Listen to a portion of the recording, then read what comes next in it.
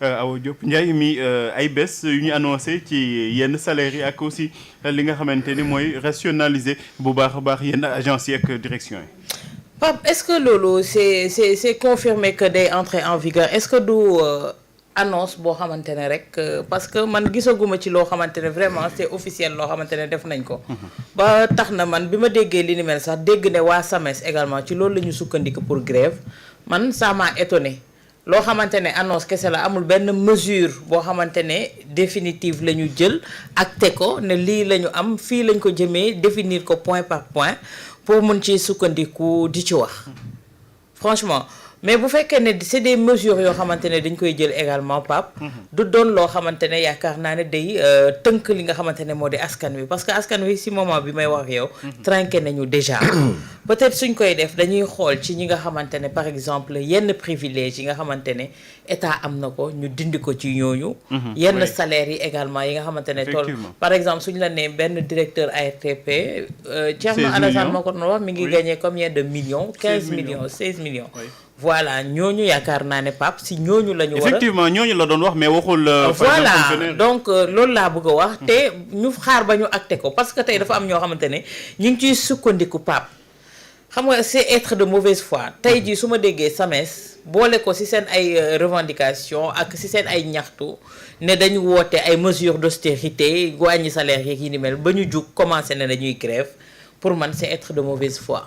parce que loo xamante ne effet d'annonce kese la amagul lenn loo xamante ne jël nañ ko amagul benn ciblage boo xamante ne def nañ ko je pense que il faut attendre que ñu teg yooyu yëpp peut-être que si li ñuy alerter moom moo di te xam naa ne le gouvernement en est conscient que les Sénégalais le citoyen lambda est en train de trinquer du si ñooñu la ñuy tegaat leneen di leen diisal li nga xamante ne moom moo di seen dund gi nga xamante ne dund wéré yan la Pape si la ñu nekk yaakaar naa ne suñ koy wax c'est train de vie de l'État les salaires de DG yi nga xamante ne yenn salaire yu diis la yu àgg foo xamante ne voilà privilège yi nga xamante ne ñu ngi leen ko doon jox soo xoolee suñu waxoon affaire mission yi commencé nañ ko di wàññi kii ni ma yaakaar naa ne ça va aller crescendo mais c'est pas la population sénégalaise waxaguñu peut-être que maa ngi dégg affaire ñuy wax courant bi ak ndox mi lever les subventions entre autres mais je ne pense pas que dinañu àgg à ce stade-là parce que loolu également suñ ko defee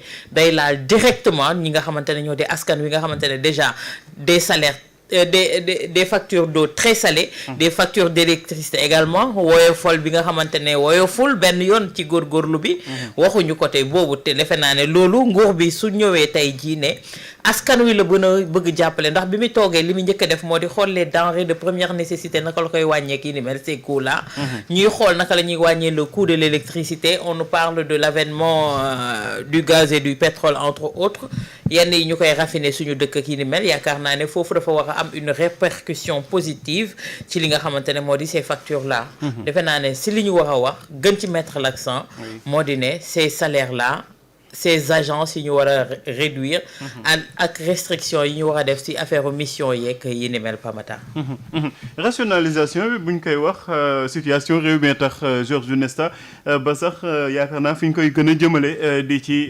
ñooñu nga xamante ni ñoo yore yenn direction yi parce que bu ñuy wax ni yenn agences yi dañ koy jéem a fexe nuñ ko rationaliser bu ñu mënee nekk benn ñu nekk benn bu ñu leen bu ñu gisul njëriñ bi sax ñu jëlee ko fi yaakaar naa ni gafa état du Sénégal nañu bëgg a yokk ci boobu la doxale waaw damay commencer par def benn précision par rapport ak li Awa Diop doon wax léegi. SAMES en fait SAMES yàgg nañu avertir ah. oui ñu ngi seen plan d'action. SAMES j'ai parlé avec le secrétaire général docteur Mamadou Ndour.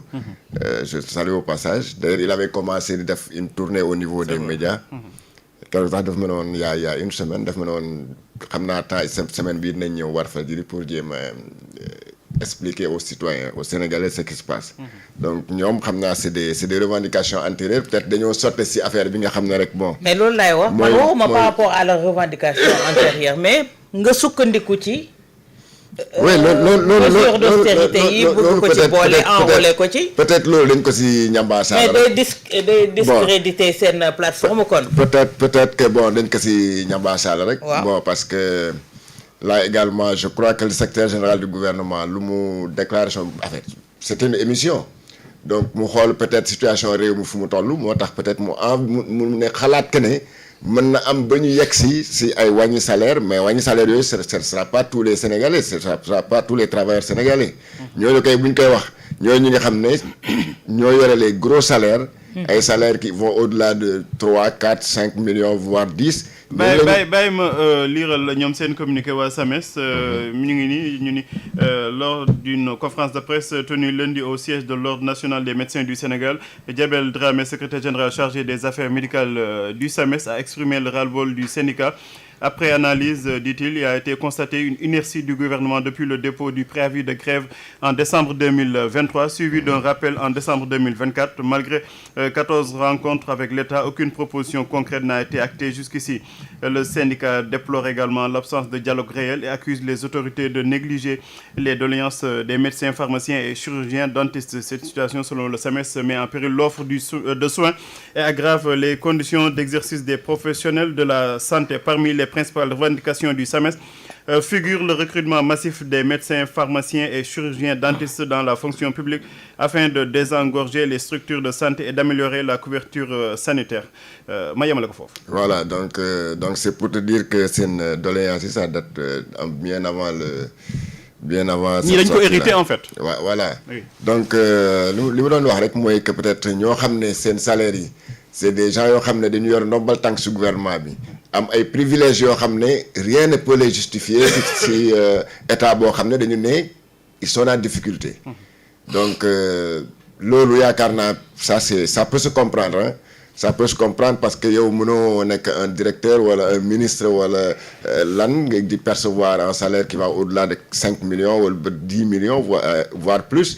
Le train de vie de l'État bu ñu naree def des efforts c'est pas au citoyen lambda nga koy naan dañu war a def effort, il faut serrer la ceinture. fu ñu ko war a njëkkee c'est donner le bon exemple si kaw la war a jógee maanaam ñu wàññi le train de vie de l'État. Parce que loolu aussi war a mën nekk boo gisee tey par exemple ñuy attribuer ay ñaari 4-4 wala ay 8-8 à un ministre wala à un DG mais ça pose problème. dañ nekk si réew moo xam ne parfois boo gisee un ministre qui se déplace par exemple nga gis cortège bu mu yor mais ça contraste avec la situation yi nga xam ne moom la citoyen di dund da ngay naan réew mii kat lépp a ngi dox. nga gis par exemple un DG également muy déplacé wu nii avec un cortège boo xam ne un cortège impressionnant avec des 8-8 ak lan yow boo nekkee si gan si réew mi da ngeen naan non réew mi tout va bien ñu ñëw si agence yi loolu je crois que ça c'est aussi une comment on appelle c'est une nécessité boo xam ne faw ñu jóg si dafa bëri ay agence yoo xam ne boo xoolee ba si biir li ñu leen attribué comme seen compétence wala lu ñuy liggéey on peut s'en passer. Ouais. Parce que tey boo gis je vais donner juste un exemple. Oui. Da ngay jël par exemple le FONGIP nga jël la DER nga jël le FNPJ ñett ñooñu ñëpp presque ANPEJ peut-être lu ñuy liggéey yëpp c'est la même chose parce que yëpp daal pour aider les citoyens à trouver du travail wala à entreprendre quelque chose comme ça. Donc ñooñu ñëpp pourtant mënoon nañ ko boole ci benn agence. Oui. Parce que lu ñuy def yëpp benn la rek. Au contraire le fait de les disperser comme ça day yokk état bi ay soxla parce que da ngay nommer ay DG ces trois là ku nekk DG directeur nga yor si à la tête de ces agences là plus un personnel pléthorique plus maintenant donc forcément donc des dépenses yoo xam ne dépenses inutiles yooyu war nañ ko mën a rationaliser et j'ai remarqué que peut-être que gouvernement yi fi jaar yëpp bon parce que agence yi nii pour dire vrai c'est Abdoulaye qui a amené qui a créé toutes ces agences là. Macky Sall bu mu ñëwee il avait parlé de rationaliser ces agences là maanaam boole yenn agences yi mais il n'est pas allé jusqu'au bout donc ñii aussi bu ñu ñëwee yaakaar naa loolu la ñu war a njëkk a xeex maanaam jéem a rassembler ces agences là yoo xam ne amul njëriñ ñu tegi leen ne. Parce que parfois yow da ngay toog ñu ne la agence bi am na yow peut-être que mën nga nekk fii si réew pendant 10 ans doo mos dégg agence boobu lu muy liggéey. te pourtant c'est une agence elle est là elle existe. et il y en a une pléthore comme ça. ñu ñëw si ay les fonds politiques là également man toujours j'ai des problèmes avec les 50 millions de présidents de l'Assemblée nationale. kooku vraiment. da ci def social di. waaye social day xam nga balaa ngay xam nga am na yoo xam ne balaa nga koy def boo añee teg sa baraada ataaya booy teg ataaya daa fekk nga añ bu suur mais añoo bu suur kay looy dem di jënd ataaya jënd Coca-Cola teg sa kaw table donc balaa ñu lay jox ay 50 millions par mois sa salaire bokkul mais waaye loolu kay war nañ ko xoolaat donc yooyu rationalisation foofu la war a njëkk a commencé député yi nii sax ñuy waajal ay jëndal oto loolu tamit war nañ ko xoolaat. mais jënd oto moom moo tane 900000. ça revient ça peut revenir. ça revient au même mais alors bu ñu leen naree jëndal oto. mais dañoo tànn oto yoo xam ne njëg bi. xaw na kii. wala nga leen jëndal ay 4x4 bu 50 millions. wala 60 millions.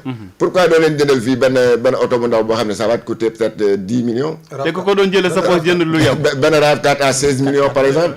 benn Jeep wala benn en tout cas oto boo xam ne daal bon voilà. consommation bu kii mais boo ko naree boole loolu di ko jox combien de litres d'essence par mois. 300 litres d'essence 300 litres pour le député simple. Député simple il a 300 litres d'essence par mois. et 1000 litres pour les membres du bureau ils ont presque 1000 litres. donc boo ko naanee sax du jeex. loolu xam nga dañ ko si rationalisation la war a parce que loolu yàqale quoi finalement. waxatuma nag ak yeneen mission yoo xam ne kooku le premier ministre wax na ko ba pare. les déplacements de certaines autorités yoo xam ne dañuy wax mission rek mais seen affaire bopp la ñuy dox seen soxla bopp la ñuy dox si à l'étranger. ak séminaires yi. séminaires yi fii chaque jour nga dégg séminaire ay symposium ay nangam sali. séminaires yooyu du ñu indi dara si réew mi. lu dul c'est juste pour chercher pour manger de l'argent bouffer de l'argent en fait. da nga organiser benn séminaire fii à Saly. pour 3 jours wala pour tout un week-end boo xoolee facture yu benn jour à l'hôtel c'est presque des centaines de millions plus li ngay jox gars yi seen per diem et tout ça yooyu te loolu avancé wul réew parce que gars yi dañu tëju fële di wax rek wax jooju du mujjee fenn. donc yooyu yëpp bon war nañ ko mën a wàññi y a tellement de niches yoo xam ne de dépenses inutiles. yoo xam ne bu ñu bëggee rationaliser si on appelle à une rationalisation. à des mesures d'austérité. si ñooñu war a njëkkee. mais pas taper sur le citoyen lambda boo xam ne il tire le diable par la queue. bu ko gisul sax. donc là je crois que bu ñu bëggee daal parce que encore une fois il faut toujours donner le bon exemple. citoyen bi tey ak. climat social bi mu demee nii. tous les syndicats fu mu nekk nii sont sur le pied de guerre. peut-être qu'on en reviendra. mais yooyu bu leen may des prétextes pour ñu gën a durcir le temps. d'accord waaye loolu dinañ ci wax. d'accord am na benn prétexte syndicat yooyu dañuy yàpp sax. Ayoba mi ngi mel ni que état du Sénégal lu muy def pour rationaliser ñu bëri.